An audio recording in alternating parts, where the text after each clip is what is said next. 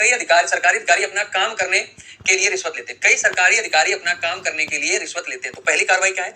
भ्रष्ट कर्मचारियों को फांसने और उन पर मुकदमा चलाने के लिए भ्रष्टाचार विरोधी ब्यूरो को स्वतंत्र किया जाना चाहिए।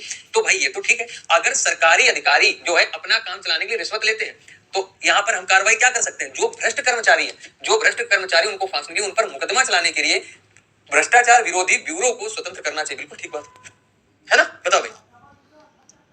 और कह रहा है सरकारी कर्मचारियों पर लगे सभी भ्रष्टाचार के आरोप झूठे हैं। अरे भाई, कथन में जब ये बात बोली जा रही तो आरोप झूठे कैसे कह सकते हो? आरोप झूठे कैसे कह सकते हो? ऑप्शन नंबर बी, बात खत्म। आरोप झूठे कैसे कह सकते हो? ऑप्शन नंबर बी, बात खत्म। ऑप्शन नंबर बी, बात खत्म। समझे कि नहीं समझे? चलो भाई, क्या था? ऑप्शन नंबर बी था। देखो लिखा NAC समिति ने सरकार द्वारा अच्छी बुनियादी सुविधाएं और शिक्षकों की भर्ती को मंजूरी देने के बावजूद गुणवत्ता वाली शिक्षा को लागू करने में विफलता के लिए सरकारी कॉलेजेस की आलोचना की थी। ये उसने बोला है, ठीक है। ब्यूरो का मतलब क्या होता है? ब्यूरो का मतलब समझ लो, जो उसके एक संगठन मान लो, सीधी सीधी बात, एक बॉडी मान लो, है ना, बॉडी मान लो, संगठन मान लो या बॉडी मान लो, बात समझ रहे हैं ना? एक संगठन होता है उसको हम ब्यूरो कहते हैं। जैसे बोलते हैं ना CBI, central bureau of investigation, ठीक है। तो एक संगठन को कह सकते हो आप। लिखा है NAAC समिति ने सरकार द्वारा अच्छी बुनियादी सुविधाएं और शिक्षकों की भर्ती को मंजूरी देने के बावजूद गुणवत्ता वाली शिक्षा को लागू करने में विफलता के लिए सरकारी कॉलेज की आलोचना की थी। तो कार्रवाई के निर्देश क्या है? और उसने ये बोला भी है, सरकार द्वारा अच्छी बुनियादी सुविधाएं और शिक्षकों की भर्ती को मंजूरी देने के बावजूद भी, समझ रहे हैं? तो यहां पर क्या बनेगा? पहली कार्रवाई, विफलता पर अपना पक्ष रखने के लिए कॉलेज को एक अवसर दिया जाना चाहिए। बिल्कुल बात ठीक है। ये कार्रवाई बताओ सही है कि नहीं? अगर कोई व्यक्ति विफल है तो उसको अपना पक्ष रखने के लिए एक अवसर देना चाहिए। अगर कोई व्यक्ति किसी भी चीज में फेल हुआ है, असफल हुआ है, तो ये जरूर उसकी बात सुनना चाहिए कि वो उसके पीछे की वजह क्या रही होगी, उसकी असफलता की वजह क्या रही होगी। ठीक है, बात समझिए। तो पहला सही है। दूसरा देखो क्या कह रहा है? कह रहा है कि कॉलेज को शिक्षा के उद्देश्य को लागू करने और शिक्षा की गुणवत्ता में सुधार करने के लिए कहा जाना चाहिए। तो दूसरा भी सही है कि यहाँ पर शिक्षा के उद्देश्य को लागू करने और शिक्षा की गुणवत्ता में सुधार करने के लिए कहा जाना चाहिए। गुणवत्ता वाली शिक्षा को लागू करने में विफलता के लिए, ठीक है। तो ये विफल हो गए ना, यानी कि फेल हो गए, तो राइट आंसर क्या बनेगा? दोनों सही है। ऑप्शन नंबर है। क्या बनेगा? ऑप्शन नंबर है। चलो भैया आगे बढ़ चलो, ठीक है। हाँ, तो यहाँ पर दिमाग को खपाना पड़ेगा, सीधी सी बात है। कह रहा है प्राकृतिक आपदाओं के दौरान इन विभागों के कार्यों अतिव्यापी होने के कारण किसी भी गलती के लिए कई विभाग एक दूसरे को दोषी ठहराते हैं। प्राकृतिक आपदाओं के दौरान इन विभागों के कार्यों अतिव्यापी होने के कारण किसी भी गलती, ध्यान दिया करो, किसी भी गलती के लिए कई विभाग एक दूसरे को दोषी ठहराते हैं।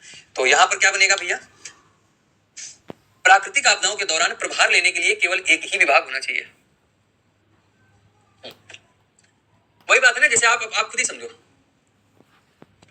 जन्नत जी प्रैक्टिस जो क्लास है वो अभी तक में, जैसे आप अपने घर में होते हैं और आपसे कोई गलती हो गई तो आप क्या करते हो? जो छोटा भाई बहन है उस पर जो है गलती डालने का प्रयास करते हो और वो आप पे डालने का प्रयास करता है। तो वही चीज है कि अगर यहाँ पर क्या है, कोई आपदा आ गई है और कोई गलती हो गई है तो कई विभाग एक दूसरे को दोषी ठहराते हैं। वो कहते हैं नहीं उनकी गलती है, वो कहते हैं नहीं उनकी गलती है ना। अच्छा, तो यहाँ पर पहली कार्रवाई है, ऑप्शन ये पहली है कि प्राकृतिक आपदाओं के दौरान प्रभार लेने के केवल एक ही विभाग जिम्मेदार होना चाहिए, केवल एक ही विभाग। तो जब केवल एक ही विभाग होगा तो नहीं संभाल पाएगा, ठीक है, क्योंकि आपदाएं किसी बहुत प्रकार की होती है ना, तो केवल एक विभाग उन चीजों को नहीं संभाल सकता है। जिम्मेदारी से काम करने वाला कोई भी व्यक्ति होगा, चाहे वो किसी भी विभाग में हो, वो जिम्मेदारी से काम करेगा ही करेगा। ठीक है भाई, तो पहला यहाँ पर गलत है। सभी विभागों को गलत काम करने के लिए जिम्मेदार ठहराया जाना चाहिए और दंडित किया जाना चाहिए।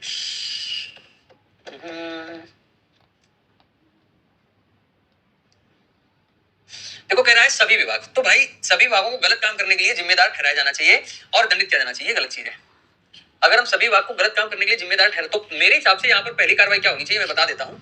देखो हाँ, ये दोनों गलत है, बिल्कुल दोनों गलत है, इसमें कोई डाउट नहीं। जब सबसे पहला कोई काम होता है तो आपकी प्राथमिक कार्रवाई क्या होती है? जैसे मान लीजिए कहीं पर चोरी हो गई है या कुछ भी हुआ है तो सबसे पहला काम होता है इन्वेस्टिगेशन। सबसे पहला काम क्या होता है? इन्वेस्टिगेशन। तो यहां पर ये भी गलत हो जाएगा और इस क्वेश्चन का राइट आंसर क्या बनेगा? ऑप्शन नंबर ए बनेगा। क्या बनेगा? Option number A. ठीक है, पहला रूपसी सिंह चौहान, पहला सही नहीं हो सकता है, पहला सही नहीं हो सकता भाई। आप केवल एक विभाग को ही सारी चीजें अगर सौंप देंगे तो वो हो सकता है चीजें हैंडल ना कर पाए, उसके लिए चीजें ज्यादा टिपिकल हो जाए। ठीक है, याद रखिएगा, चीजें ज्यादा टिपिकल हो सकती हैं।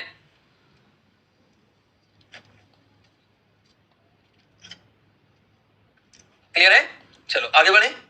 बताओ भैया क्या? अच्छा, शिक्षक अभी भी पारंपरिक तरीकों का इस्तेमाल करते हैं, शिक्षण के आधुनिक तरीकों से अवगत नहीं है। मतलब देखो एक बात याद रखो, एक बात हमेशा याद रखिएगा कि अगर आप पढ़ाई पारंपरिक तरीकों से कर रहे हो तो मामला बड़ा गड़बड़ है। पारंपरिक तरीके का मतलब यहाँ पर क्या है? तो याद रखिएगा ट्रेडिशनल पढ़ाई। आपको ट्रेडिशनल पढ़ाई नहीं करनी है, ये बात याद रखिएगा, ठीक है ना? हाँ, याद रखिएगा इस बात। ट्रेडिशनल पढ़ाई नहीं करनी है। तो कह रहा शिक्षण के आधुनिक तरीकों से अवगत नहीं है, यानी कि जो मॉडर्न टेक्नोलॉजी पढ़ाने की उससे वो क्या है, रूबरू नहीं है। तो अब देखो जरा लागू किए जाने वाले कार्यक्रम यानी कि आई मीन टू से क्या है यहाँ पर कार्रवाई क्या क्या हो सकती है। शिक्षकों के लिए शिक्षण की अपनी पद्धति बदलने है तो अभिविन्यास किया जाना चाहिए। बिल्कुल ठीक है, यानी कि जो टीचिंग मेथड है या जिन चीजों का उपयोग कर रहे हैं, ट्रेडिशनल पढ़ाई नहीं पढ़ानी चाहिए। पारंपरिक का मतलब होता है ट्रेडिशनल, पारंपरिक का मतलब होता है वो चीजें ट्रेडिशनल तरीके से पढ़ाते हैं। ठीक है, कैसे ट्रेडिशनल तरीके से पढ़ाते हैं। दूसरा कह रहा आधुनिक तरीकों से पढ़ाने वाले शिक्षकों के लिए वेतन में, अरे भाई वेतन की कोई बात थोड़ी ना है, वेतन की कोई बात नहीं की गई है, तो केवल पहला होना चाहिए। क्या बनेगा इस क्वेश्चन का राइट आंसर, केवल पहला बनेगा। Teachers in India still use traditional methods and are not aware of modern methods of teaching. ठीक है, तो होगा है ना। राहुल की किसी परियोजना का समय समाप्त होने के केवल 2 दिन शेष है और उसने अभी तक अपनी परियोजना पर कार्य करना आरंभ नहीं किया है। ठीक है, राहुल की किसी परियोजना का समय समाप्त होने के केवल 2 दिन शेष हैं और उसने अभी तक अपनी परियोजना पर कार्य करना आरंभ नहीं किया है। कोई प्रोजेक्ट होगा, उस प्रोजेक्ट को उसने कहा होगा भैया हम 10 दिन में कंप्लीट कर लेंगे, मान लीजिए अब केवल 2 दिन बचे लेकिन अभी भी उसने काम करना उस पर नहीं शुरू किया है। तो कार्रवाई क्या क्या हो सकती है, कार्रवाई हो सकती है कि भविष्य में ऐसी समस्याओं से बचने के लिए उसे तुरंत समय प्रबंधन की कोई पुस्तक पढ़नी चाहिए। गलत बात है, ये तो उसे भी पता है ना कि हम इतने समय में काम नहीं कर पाएंगे, तो उसमें पुस्तक पढ़ने का कोई रोल नहीं है। उसे अपने समय कुशल पूर्वक प्रबंधन करना चाहिए और बिना विलंब की अपनी परियोजना शुरू कर देनी चाहिए। बिल्कुल ठीक बात है, बिना देरी किए। ठीक है, बिना देरी किए उसे काम करना शुरू कर देना चाहिए। कार्रवाई ठीक है, उसे पहले अपनी परियोजना का लेआउट बनाना चाहिए और फिर लेआउट का पालन शुरू कर देना चाहिए। लेआउट का मतलब समझ रहे हो, अगर आपको आपकी लैंग्वेज में समझाएं तो प्रॉपर एक प्लान बनाना चाहिए, एक स्ट्रेटजी बनाना चाहिए, एक प्रॉपर प्लान बनाना चाहिए, एक प्रॉपर स्ट्रेटजी बनानी चाहिए। उसी के आधार पर काम करना चाहिए, उसी के आधार पर काम करना चाहिए। ठीक है,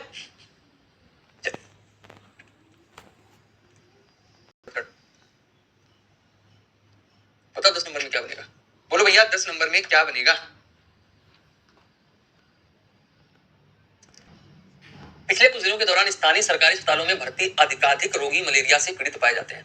पिछले कुछ दिनों के दौरान देखा गया कि सरकारी अस्पताल में, ठीक है, पिछले कुछ दिनों के दौरान देखा गया कि सरकारी अस्पताल में भर्ती जो ज्यादा रोगी हैं वो मलेरिया से पीड़ित पाए जा रहे हैं, उनको मलेरिया से पीड़ित है। ठीक है, तो पहली कार्रवाई क्या है यहाँ पर, पहली कार्रवाई है कि मलेरिया से पीड़ित सभी रोगियों को अस्पताल से तुरंत छुट्टी दे दी जानी चाहिए।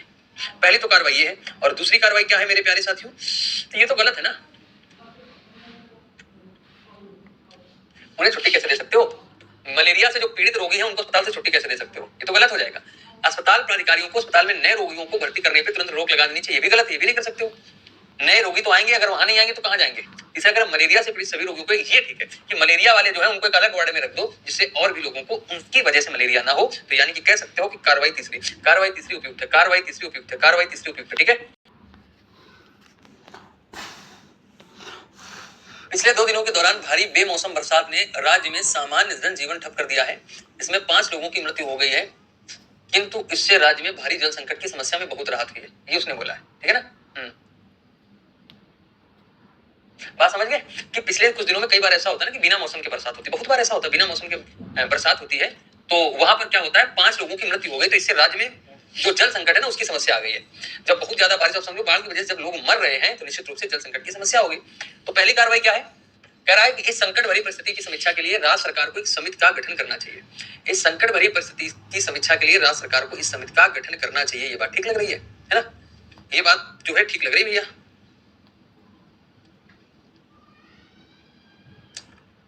अच्छा इसमें ये बताओ जरा, इसमें समिति क्या काम करेगी, तो ये तो गलत है। अब इसमें तो ऐसा तो नहीं है कि कोई इन्वेस्टिगेशन करना है, यहाँ पर तो सीधे सोल्यूशन देना है। हाँ, यहाँ तो सीधे सोल्यूशन देना, ठीक है, ठीक है, हाँ, यहाँ पर सीधे क्या करना है, सोल्यूशन देना भैया। बात समझ रहे, उपाय क्या है। दूसरा कह रहा है राज्य के सभी प्रमुख शहरों में पेयजल प्रयोग संबंधी सभी प्रतिबंध सरकार को तुरंत हटा देने चाहिए। हाँ ये ठीक है, प्रमुख शहरों में पेयजल के प्रयोग संबंधी जो प्रतिबंध है उनको हटा देना चाहिए। दूसरा कह रहा है राज्य में सभी प्रभावित क्षेत्रों में राज्य सरकार को राहत सामग्री भेजनी चाहिए, यानी कि दूसरा और तीसरा सही है, दूसरा और तीसरा सही है, दूसरा और तीसरा सही है। ठीक है, कुछ डाउट तो नहीं है किसी को।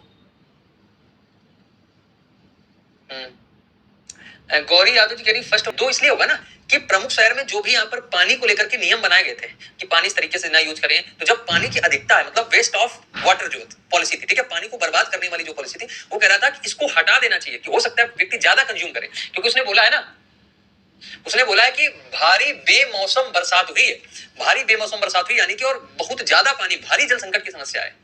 तो हमें तो पानी को कहीं ना कहीं निकालना पड़ेगा ना, पानी का कहीं ना कहीं निकास तो करना पड़ेगा। तो इस वजह से यहाँ पर क्या है, दूसरा वाला सही होगा। पहला करा, इस संकट भरी परिस्थिति की समीक्षा के लिए राज्य सरकार ने एक समिति का गठन करना चाहिए। तो देखो, समिति का गठन वहां पर होता है जहां पर कुछ चीजें सस्पेक्ट में होती हैं, बात समझ रहे हैं, कुछ चीजें संदिग्ध होती हैं, जब सस्पेक्ट होता है वहां पर। यहां तो सारी चीजें ओपन है, यहां तो केवल समाधान चाहिए, ठीक है। यहां क्या चाहिए, यहां तो केवल समाधान चाहिए।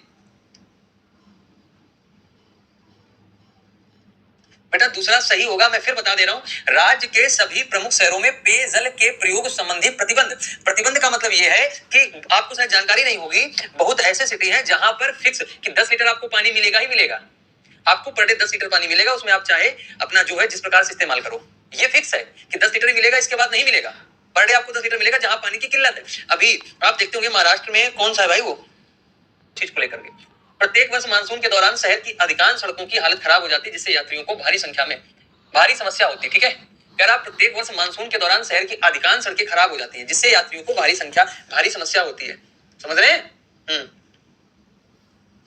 तो अब कार्रवाई क्या कर सकते हैं, कार्रवाई ये कर सकते हैं, जो खराब सड़कें उनको सही से बनवाओ। तो पहला यहाँ पर कार्रवाई क्या है, पहली कार्रवाई यहाँ पर है कि नगर निकाय को भविष्य में सड़कों की मरम्मत के ठेके देते समय भारी जुर्माने की शर्त शामिल करना चाहिए। अब आप लोग हमें ये बताओ जरा, भविष्य सड़कों की मरम्मत ठेके देते समय भारी जुर्माने की शर्त शामिल करनी चाहिए।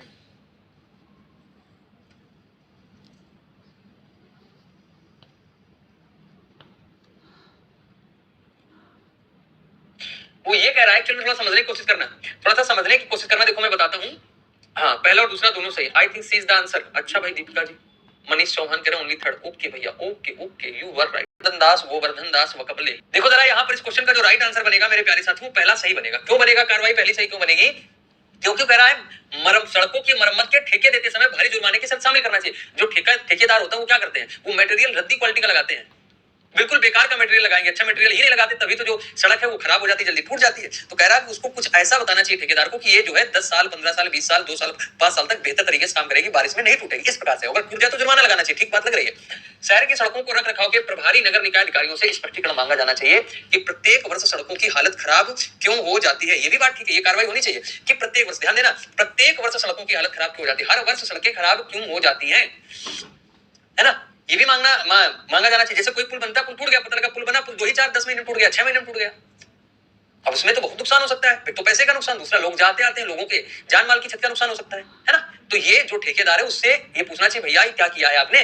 तो ये सही हो जाएगा, मानसून के दौरान आम जनता को अपने वाहन सड़क पर लाने से बचना चाहिए। अच्छा ये बात सही, सड़क पे नहीं वाहन लाएगा तो फिर कहां चलेगा भैया।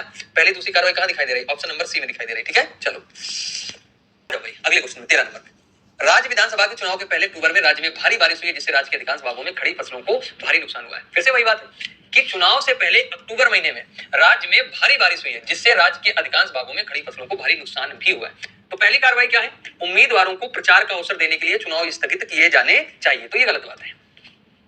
स्टेट, देखो उसने कह रहा है state received heavy rains in October before the state assembly election causing heavy damage to standing crops in most parts of the state. मैं मानता हूं भारी बारिश होती है, वहां पर फसलों का नुकसान है, तो फसलों के नुकसान की वजह से चुनाव कैंसिल हो जाना चाहिए। तो यहाँ पर ये कार्रवाई जो है, ये यहाँ पर बात बोली गई, यहाँ पर कार्रवाई ये है कि उम्मीदवारों को प्रचार का अवसर देने के लिए चुनाव स्थगित करना चाहिए। मतलब ये कह रहे हैं कि जो अब जब बारिश हो गई तो इलेक्शन का वो प्रचार नहीं कर पाएंगे, अगर प्रचार नहीं कर पाएंगे तो कह रहा चुनाव की डेट एक्सटेंड कर दो कि प्रचार नहीं कर पाए। तो ये कार्रवाई गलत है। सरकार को प्रभावित लोगों के लिए राहत पैकेज की घोषणा करनी चाहिए, ठीक है। दूसरा ठीक है, पहला गलत है, पहला गलत है भैया, दूसरा वाला जो है सही है, दूसरा वाला सही है।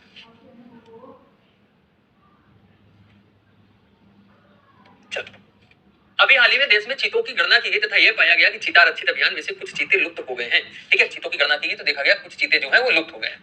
यानी कि स्टेटमेंट क्या कह रहा है, रिसेंटली आज सेंसस ऑफ चीता was conducted in the country and it was found that some of the cheetah in the cheetah reserve are extinct, यानी कि विलुप्त हो रहे हैं। तो पहली कार्रवाई क्या है, सरकार को चीता रक्षित अभियान में से बचे हुए चीतों की रक्षा के लिए कड़ा प्रबंध करना चाहिए। The government should make strict arrangement, ठीक है। कैसा स्ट्रिक्ट अरेंजमेंट करना चाहिए, ये बात बिल्कुल ठीक है। दूसरा कह रहा सरकार को लुप्त हुए जो चीते हैं उनके एक उत्तरदायी अपराधियों का तुरंत पता लगाना चाहिए, बात तो ये भी है। The government should immediately find out the culprits, जो दोषी है, responsible for the extinction of cheetahs. बिल्कुल बात ठीक है, दोनों सही है, both are right, both are right, ठीक है। चलो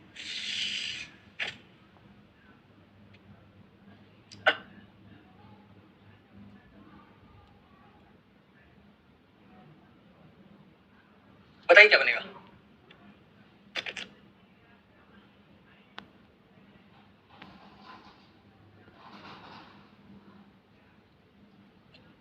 तेज तेज गति से जाते हुए एक ट्रक ने प्रातःकाल सड़क के किनारे सोए बहुत लोगों को गंभीर रूप से घायल कर दिया, बहुत गंभीर रूप से घायल कर दिया है। तो कह रहा है कि I speeding truck has seriously injured many persons in the morning. तो पहला कोर्स ऑफ एक्शन क्या है, देखो क्या कह रहा है। पहला कोर्स ऑफ एक्शन क्या है, पहली कार्रवाई क्या है, the local admin sleeping on the road side. तो पहला गलत हो जाएगा, है ना, sleeping on the road side. तो बताओ यहाँ पर जो है ये बोला है, तो पहली कार्रवाई क्या, स्थानीय प्रशासन के द्वारा सड़क के किनारे सोते हुए लोगों पर प्रतिबंध लगा दिया जाना चाहिए। अब ये ठीक है, मैं ये बात मानता हूं कि सड़क के किनारे सोने पर प्रतिबंध लगा देना चाहिए, लेकिन ये जो कर गए इनके लिए क्या कार्रवाई है, ये जो घायल कर गए हैं इनके लिए क्या कार्रवाई है। तो ये पहली कार्रवाई गलत नहीं हो जाएगी, पहली कार्रवाई गलत हो जाएगी। तेज गति से चलते ट्रक के ड्राइवर को पकड़कर उस पर किए गए अपराध हेतु न्यायिक कार्रवाई करनी चाहिए। दूसरा वाला बिल्कुल ठीक है, the driver of the speeding truck should be nabbed and tried for the crime he committed। जो क्राइम किया है, जो इस अपराध को उसने किया है ना। चलो आ जाओ भाई, बात करते हैं अगले क्वेश्चन की। 16 नंबर में क्या कह रहा है, स्टेटमेंट क्या है ना, सॉरी डेविड। अभी मैंने क्या समझाया कि कथन में क्या बात बोली गई, कथन में बात ये बोली गई है कि इतने लोगों को वो घायल करके चला गया, तो उसके लिए कार्रवाई क्या करोगे, उसके लिए क्या ये कार्रवाई करोगे कि सड़क के किनारे लोगों पर प्रतिबंध लगा दो, सुने की बस बात खत्म, उसके लिए यही कार्रवाई करोगे क्या, कैसी बातें कर रहे हो भाई, आप खुद ही बताओ ना।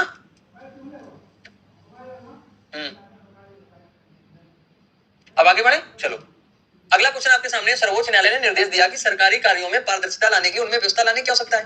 The apex code has directed that transparent. तो पहली कार्रवाई क्या है, पहली कार्रवाई यहां पर क्या है भैया, तो लिखा है the government should immediately appoint a task force to work out the modalities, है ना।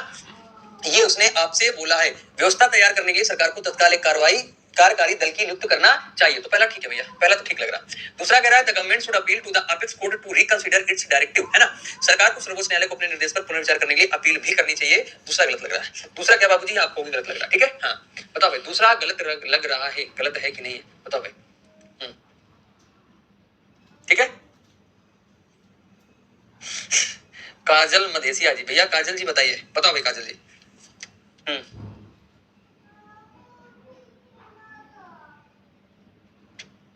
पहले हाँ रीजन तो बताइए।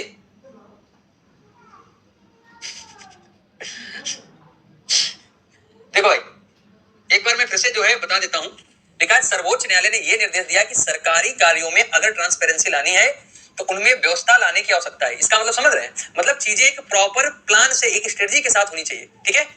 तो दूसरे में सरकार को सर्वोच्च न्यायालय को अपने निर्देश पर पुनर्विचार करने के लिए अपील करनी चाहिए। मतलब सुप्रीम कोर्ट को ही यहां पर क्या करे कि जो उसने निर्देश दिया उस पर पुनर्विचार करे। मतलब जो यहां पर सरकार है, सरकार जो है ये अपील करे कि सुप्रीम कोर्ट ने जो बोला है उस पर पुनर्विचार करे। तो क्या ये सही है, ये क्या कार्रवाई है, कार्रवाई थोड़े ना है। जैसे अगर हम आपसे कहें कि भैया यहां पर आपको डेली क्लासेस लेनी है तभी सिलेक्शन होगा, तो आप हमसे कह रहे हो कि सर जी जो आपने बोला है उस पर आप पुनर्विचार करो। या मैं आपसे कहूं कि मेरे मित्र आप मॉक टेस्ट दे रहे हैं, तो मॉक टेस्ट में आपका ब्लड रिलेशन वाला टॉपिक वीक है, इस पे थोड़ा सा अच्छे से कमांड करो। तो आप हमसे कह रहे हो सर जी जो आपने बोला उस पर पुनर्विचार करो, तो ये तो गलत बात हो गई ना। बताइए भाई। व्यवस्था लाने के लिए दल की आवश्यकता थोड़ी ना होती है। पारदर्शिता लाने के लिए उनमें व्यवस्था लाने की आवश्यकता है बेटा। जब ऑफलाइन एग्जाम हो रहे थे तो ये बताया गया, ध्यान से समझ लो सोमनाथ जी, जब ऑफलाइन एग्जाम हो रहे तो आपको लगता था ऑफलाइन में ज्यादा नकल होती है या लोग जो है दूसरे लोग बैठ जाते, तो ऑनलाइन कर दिया गया। तो पारदर्शिता लाने के लिए, ट्रांसपेरेंसी लाने के लिए व्यवस्था में परिवर्तन हुआ कि नहीं हुआ, वही बात कह रहा हूं, उनमें व्यवस्था लाने की आवश्यकता है। आप समझ गए।